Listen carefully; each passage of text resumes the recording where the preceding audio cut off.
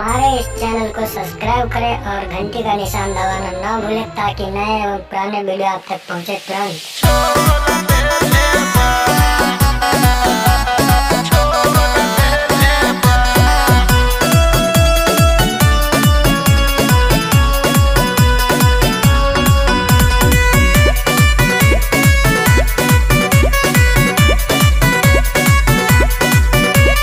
बाजा में धोके हमारा के झका छोड़ देले बा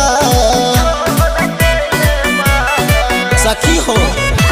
बाजा में धोके हमारा के झका छोड़ देले बा दियरवा गाछी बोला के आम खिया के छोड़ देले बा दियरवा गाछी बोला के आम खिया के छोड़ देले बा।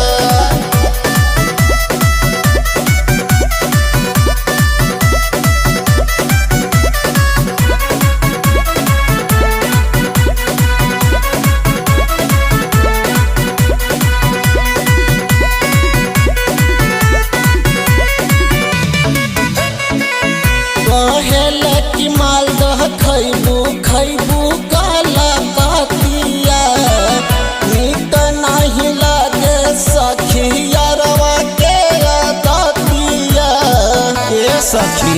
कहेले कि मालदह खैबू खैबू काला कातिया नीक नहीं लागे सखियरवा के दतिया काची उम्र में दहिया हमके तोड़ देले बा यारवा गाछी बोला के आम खिया के छोड़ देले बा यारवा गाछी बोला के आम खिया के छोड़ देले बा।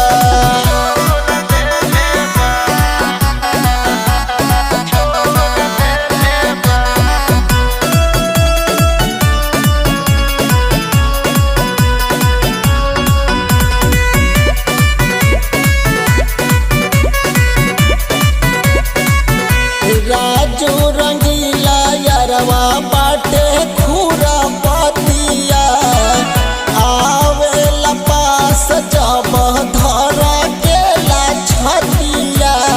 आ बताई हो राजू रंगीला